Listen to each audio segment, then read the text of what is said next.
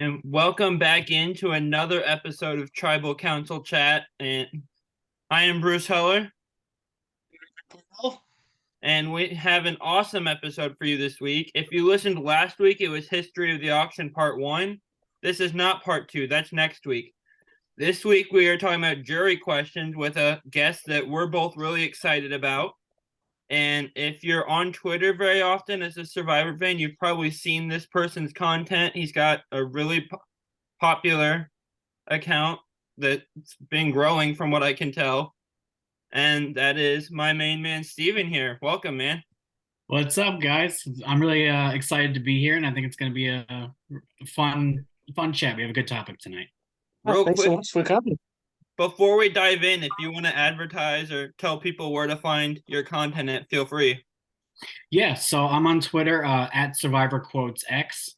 I tried to just be regular Survivor Quotes when I first made the account, but ended up that was a Twitter account, I believe, for a serious illness. So that really didn't mix well with what we're discussing today. And I'm also on Instagram at Survivor Quotes X, same username, same Kathy profile picture. Excellent. Awesome. I recommend you guys go follow that account if you aren't yet. Absolutely. So, talking about jury questions, the three of us were texting before this, and we came up with three different categories. We have bitter, funny, actual game questions, trying to figure out who to vote for, and cringe. So where did you want to start at? I like the cringe category. That one's always a fun one. Okay. Absolutely.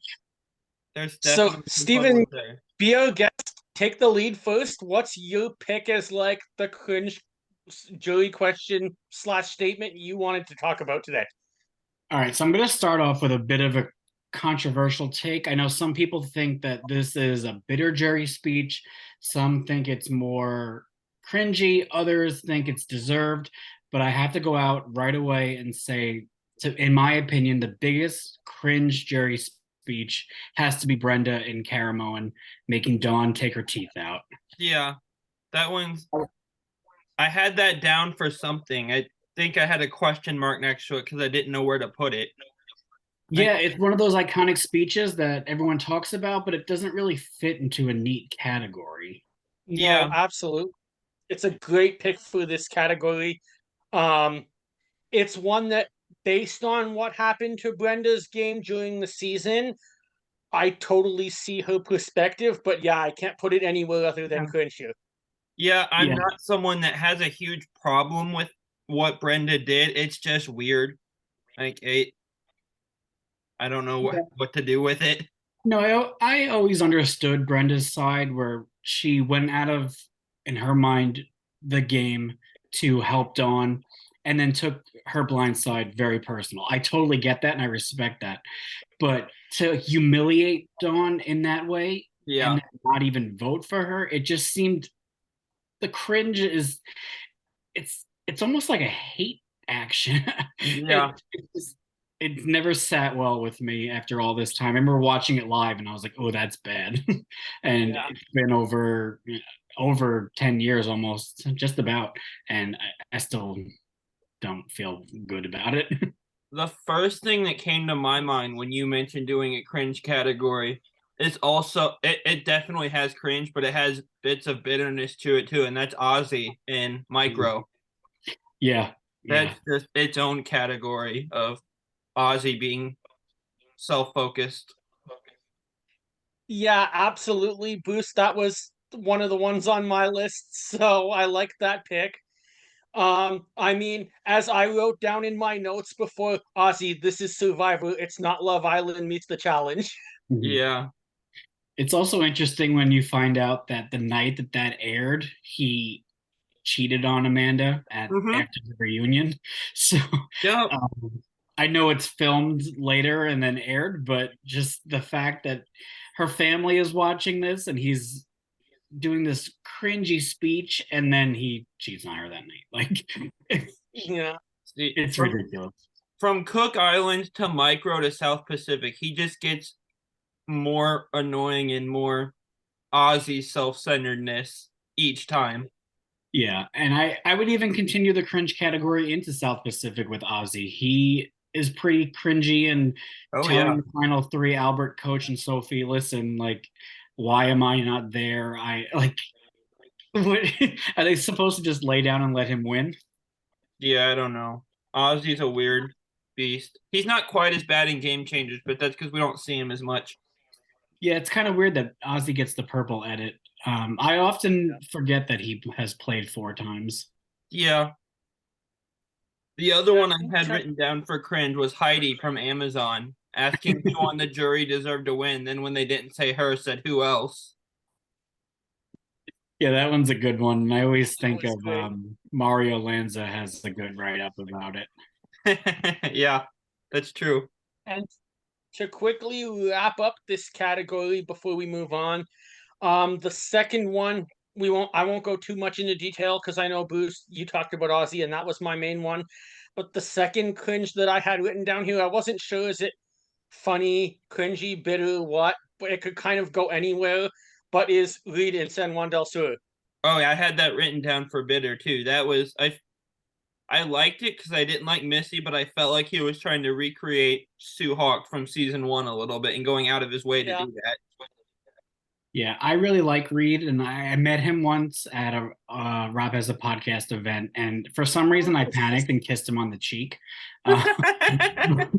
Uh, so as much as I loved him personally, when I first watched his speech, it came off as like he was trying too hard to make a point that I wasn't really buying.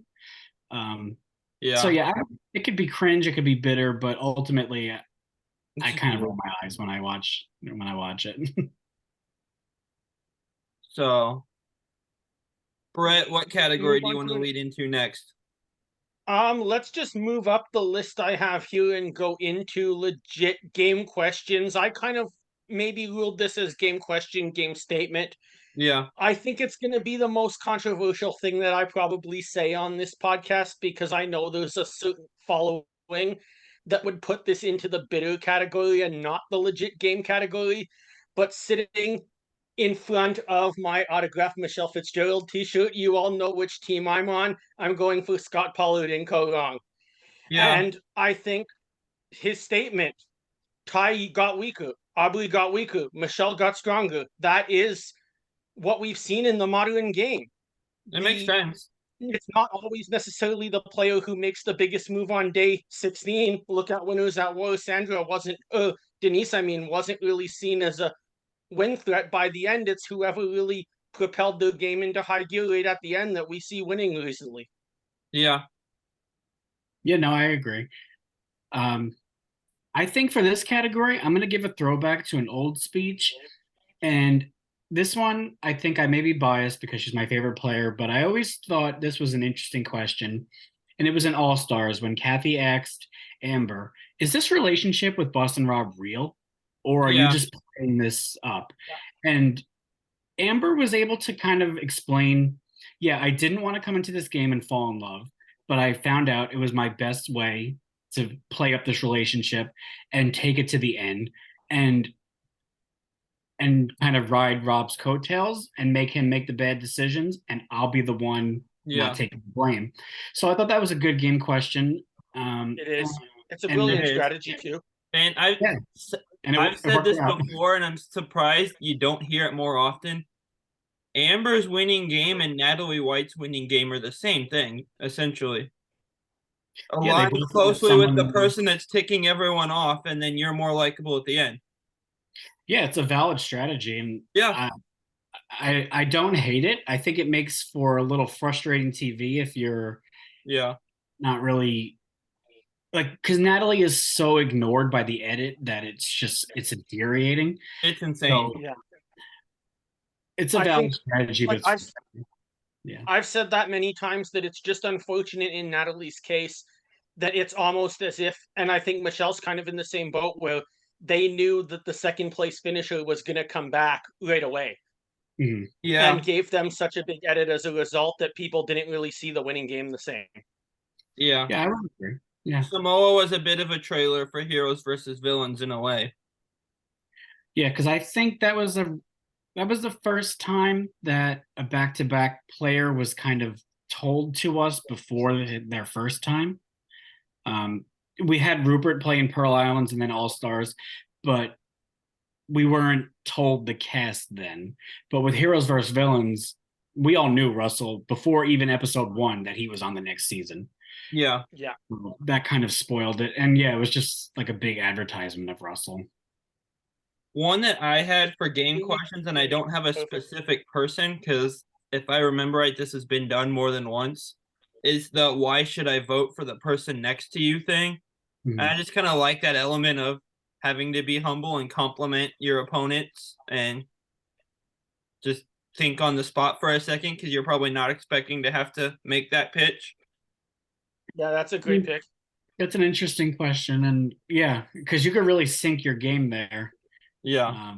And I like when there was the opposite of that. I believe it was Pearl Islands where you had to say something bad about someone else. Yeah, So Will didn't want to do it. yeah, and Sandra goes, "No, go ahead. You have to say something bad about me." And the jury laughs at that because only Sandra can say that and get away with it. Yeah. The other one I had written down was Danielle in Heroes versus Villains. Speaking of it, was asking Russell after hearing the jury basically eviscerate you, would you change anything about your game? And because he's Russell, he said no, but decent question. She gave him a chance to redeem himself a little bit. Yeah. Yeah, it's a good question. And I think it is. if that question is asked in other seasons and the person gives the same response as Russell, yeah, it could be sold. I think like season 42, if Mike had been asked that question against Marianne and he said, no, I'm proud of what I did, like that may have had more weight. But with Russell, the social capital was not there. He was just so hated. Yeah. I wonder if it would have made any difference at all, and probably not if Russell would have said, yeah, I probably should have treated people a little bit better and had a moment of being self-aware, which isn't his strong suit, but that would have been a little more interesting than just him being Russell the whole time. Interesting because something like that could be perceived as self-awareness and could also be perceived as the most disingenuous thing ever said on this program in 45 seasons at this point. Yeah, he was too deep buried at that point. Yeah. Because if you say yes to that question and you're seen as wishy-washy, then it just backfires. So, but if you're Russell and you've been acting that way and you say no, you're also just a jerk to everyone the whole time. So he can't win there. Yeah. And I know I say things about Russell on Twitter that I don't really like him, but I won't deny he's an amazing character to watch. Like love or hate the guy. Television. Oh, he makes for great TV. I feel like I might be the one person in the fandom that doesn't either love him or despise him. Everyone seems to be one or the other, and I'm just kind of like, yeah, sometimes he's annoying, but other times he's great television. Like, I just kind of bounce back and forth there. Yeah, I don't like him as a person, but I love him as a TV character. I could watch him every other season if he were on it. Yeah, like, there's no other... Oh, there probably is, but very few characters in the history of the show will sit there and be like, yeah, we should vote out Sandra and Courtney next as he's sitting right in front of them. Yeah. Like, just... Like to Boston Rob. He's awful at the social game, but he's great television. Oh, I will never deny that. Now, I think he would be great on other shows like The Traitors or something. That would just be great. I was just about to say The Traitors because the new cast has supposedly been leaked, but... Yeah, we won't go into that. No, but I'm excited if it's true. Yeah, me too. So get Russell on there. Your next category, feel free to either pick funny or bitter, and then we'll wrap it up with whichever one's last. I feel like we go bitter last just because those are the ones people remember. Have that be the finale. The first one I have written down for funny is I would have put in funny or cringe. So when you texted us and said do a cringe category, I thought you were going to say this, and that's Natalie Bolton, also in Micro. I had Micro on my list. That's got to be in my hilarious category. It's its own category. And I think I've either heard her or Parv say she was just trying to make her squirm is all that was. But and she did. Yeah. I love Jeff's reaction to it, where he just has that Yeah. confused, stunned, but he knows it's good TV, Yeah. and he's questioning, is this a real lesbian question, or is she just trying to like? And even Parvati is like, I know you're like flirting with me, but is it serious? Like, it's so funny Yeah. that it's ridiculous. Well, and Parvati flirted back a little bit too, even Yeah. after the question. Yeah, I But think she says like you're sexy. yeah, anytime we get confused Jeff or like angry Jeff, it's a good episode. Lots have happened. Or Yes. sassy Jeff, he comes out sometimes too. Yeah, I'll watch those on YouTube every once in a while. Just the Jeff, the King of Sass. Oh yeah, those are great. Yeah. Yeah. What are other funny moments that we could think of that is on your The list? one that I had is a question that was asked twice. Once all the way back in season 1, and again 30 seasons later by the person who lost as a result of this question. It's Greg Buis and Kelly Wigglesworth. Pick a number between 1 and 10. Oh yeah. It was funny when Greg did it. I expected something like that from Greg. I watched this back when I was 7 years old in the summer of 2000. But then seeing Kelly ask that question at this point, like what, 16 years later, Mhm. was even funnier. Yeah. See, you say you expected something like that from Greg. I expect something like that from Sean, given voting alphabetically. So it coming from Greg kind of catches me off guard a little bit because I'm expecting it to be Sean, but I That actually have season, this on my anything list. hilarious comes from Greg. yeah. I respected Greg in that he obviously did not enjoy the production side of the show, thought that was all fake, but he also wasn't going to really do the 1 between 10. He had always intended to vote for Rich, but it makes for such a great story for him. And then Kelly with the callback, even though she was always going to vote for Jeremy, like it was. I remember watching the Cambodia finale when she asked that. I started cheering because it was just a full Yeah. circle moment. Yeah. The second one I had written down for funny is from Kagion, and that is Morgan McLeod. Who is just as a character is kind of what I imagine production had in mind. Is like their stereotypical character they wanted for a beauty tribe. And someone who will just openly admit, yes, I'm used to getting by and getting what I want based on my looks. What's wrong with that? And I just kind of imagine she's the stereotype they had in mind for it. Mhm. So her jury question to Tony being, you had these guys wrapped around your finger the whole time, controlling them without even having breasts. How did you do that? I chuckled the first time I saw that. It's just so on brand for Morgan, which is what makes That's it. one of my favorite quotes to throw up on the account from Morgan. Yeah. But yeah, she fits right into that stereotype and she knows it and Yeah. she's enjoying it and she's honest. And it's a good question because Tony really had Wu wrapped around his finger. Mm-hmm. And yeah, it was amazing to see that. And only Tony can get away with something like that too. Yeah, and speaking of Wu, I'll shout out this speech a little bit. It's not on any of my list, but I saw a lot of people online and on Reddit had it on their cringe list when I was researching for this, and that's Spencer talking about Wu. Yeah. I I like don't know what to Spencer. do with that, but that feels like it's worth mentioning in this situation. Yeah, Spencer comes off as a bit of a tryhard. I think he's a nice guy, but between that and then even Cambodia at the Final Four, when he is kind of saying, "If you vote me out, I'm going to poison the jury," I was like, "All right." Yeah, but he gave us Cass 0% chance of winning the game, which is a great quote. So, yeah, no, it was a great quote. what were some of the ones you had written down for funny? This is a kind of random one that is kind of funny, and I don't know if it fits under funny for everybody, but it's Eliza in Vanuatu calling Chris a deceptive, lying bitch. Yeah. Because she starts off saying, Twyla, I knew you were a deceptive, lying bitch, but I didn't know that, Chris, you were a deceptive, lying bitch too.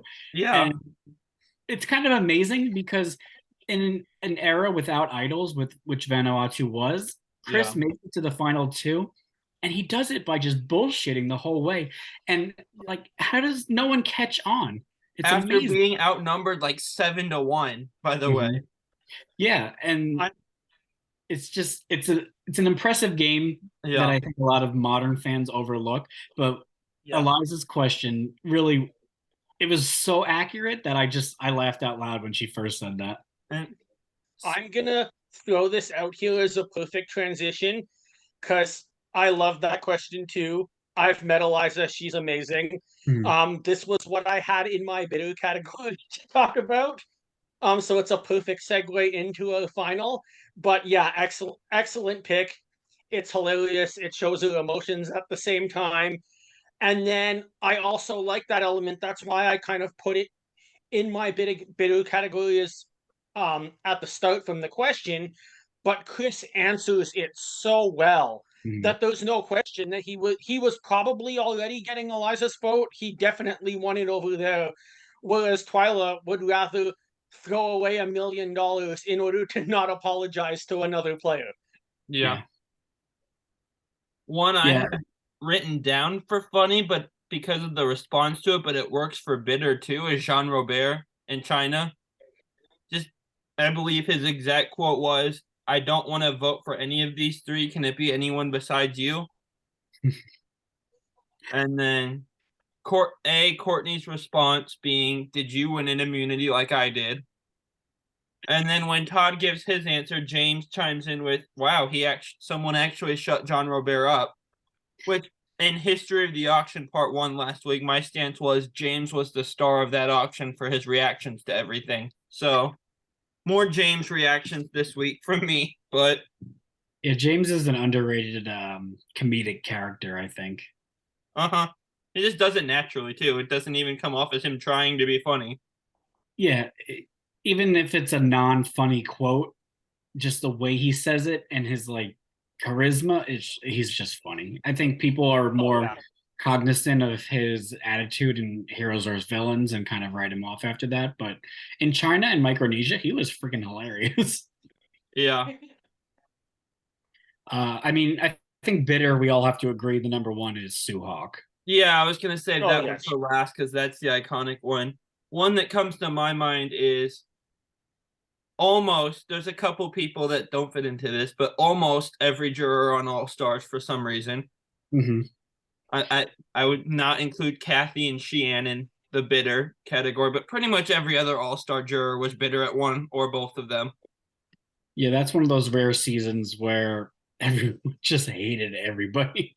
And like, and I've touched on this on past episodes. I have trouble feeling bad for Lex, partially because I mean his annoyance was Rob saying this isn't personal, it's just a game. That's the same exact quote you told Ethan when Yeah. you Yeah, voted him out after spending 39, 38 days of the toughest season of the game with Ethan.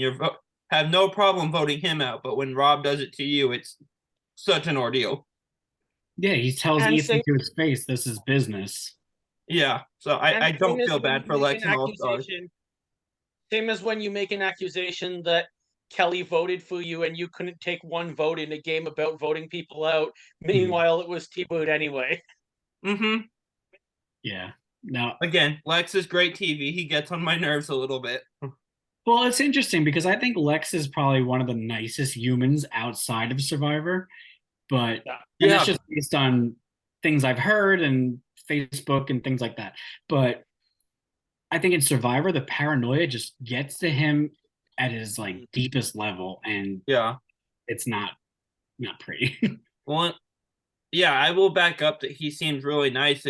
Especially if you listen to his episode of Talking with T-Bird, he Yeah. seems delightful on there. And they even bring up the Rob thing, and he doesn't really seem to be annoyed by it anymore. So, but Yeah. yeah, I mean, there's paranoia gets to people on Survivor. Sometimes the paranoia makes you funny, like Tony. Mhm. Sometimes you're Lex, and it makes you annoying. But Yeah. even though I don't feel bad for him, iconic bitter jury speech there from Lex. And one I had on my list for bitter jury is it's not really extremely bitter towards the two, but I would say Kobe and Palau. Oh yeah. Where he just kind of says, no matter what you say, Katie, nothing is for you. It's just against Tom. Yeah. And then Yeah. when I don't know, he comes off as trying too hard in that scene to be kind of not Suhawk-esh, but something along the lines of making a memorable speech. Yeah. But I don't know, just rubbed me the wrong way. And then he votes for Katie. He spells her name wrong. Like, it's just, I think that was a bitter thing for TV, and a lot of Yeah. it stemmed down to being out of the cool five of Karor, which I understand. It did come off as trying too hard. I agree. It didn't feel like he was trying to be Sue Hawk the way Reed did, where you have this analogy you're stringing along the whole time. Mhm. But it did feel kind of try hardish in a different way. Yeah, because I think his exact words are something like, "If I vote for you, Katie, it's not for you; it's against Tom." Yeah. Which that's fine, but That's fair. like, why do you got to say that? Like, I don't know. Did you Okay, have so do you have should we another get one? in? No, I just had one. Okay. So it was a perfect flip. Should we get into Ally Blindside First Boot before Did we we wrap want to up? touch on Sue Hawk? And yeah, I know we've referenced it a couple times, but Yeah, we Yeah, we go- have to discuss Suhawk. Oh, for sure. I mean, Yeah. she literally tells Kelly, if you were dying of thirst, I would not give you a drink of water. Like, that is so petty, but see, it's so rude. I started watching the show at Ghost Island was when my mom got me into when I was in high school. Mhm, So when I watched Borneo, it was on DVDs, and I'm watching it. When I saw Sue Hawk's speech, my jaw just hit the floor. mhm. Like, And I think one of my favorite stories about Suhawk's speech is that it actually turned the game against Rich for some of the jury members. I believe Jervis and Colleen both said they were going into Final Tribal going to vote for Rich, but they switched to vote for Kelly because they felt bad for her. And Jervis, Sure. when he's voting for Kelly, says, Sue is a sore loser and all this stuff. Mhm. But Rich could have lost right there just because of Sue's speech. yeah. And real quick, before we get into a line blindside first boot, I feel like we can't have a bitter jury conversation without a real quick Corinne Kaplan shout out. Speaking of people that are trying really hard to be villains, Yeah. But that one's I'm also cringe. It fits both categories. I'm torn because I absolutely love Corinne. I think she's one of my favorites because she's real. Oh, both of you feel Yeah. like that. I Nice. Oh, yeah. love Corinne. I was fully on board with ATF, Max and Corinne. I do think what she said was not No. Again, anywhere she was near trying too hard to acceptable. be a villain. Yeah. Yeah. Some things So that you just are gonna come out great on TV and they come out horribly. Yeah. yeah, I love Corinne, but I can't defend that speech. Yeah. Sue Hawk will always be the ultimate bitter jury speech for most fans. And Mhm. again, she's the one we always compare them to, and it feels like they're trying too hard because she set the standard for this. So Yeah, she set the bar in season 1, and now we're entering season 45, and no one's even come close. yeah, now we don't even have jury speeches anymore. I can't think of anything iconic from the last 4 juries, or even back to when the new jury, like, it's so I don't odd. want. I miss Noted the that old jury in my- format. I know that's not even a new era thing, but I miss it. It's Yeah, I do too, and I can only imagine though, like, if in like Edge of Extinction and Winners at War, if they had individual speeches, Final Tribal would have been like 3 days long. yeah. But Yeah. those are the only 2 seasons I would have agreed with it. But I do miss having one at a time people come up Yeah. and say something. I agree. Imagine Danny McRae having a jury speech after what we've read about how he freaked out about the hourglass. I would love to see that. Yeah, me too. So, bridging into a line blindside first boot as we get the little time notification from Zoom here. Brett, did you have 3 names for us? Yeah, I do.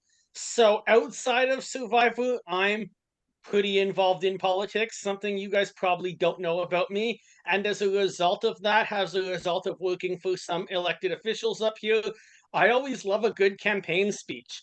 And that's where my picks are going today. Both your options are Eric Cardona, Samoa, David Murphy, Redemption Island, and Julia Sokolowski, Korong. Oh, Align interesting. blindside. I like all three of those. I feel like I'm in the minority on liking David Murphy for some reason, but Oh, that's a good one.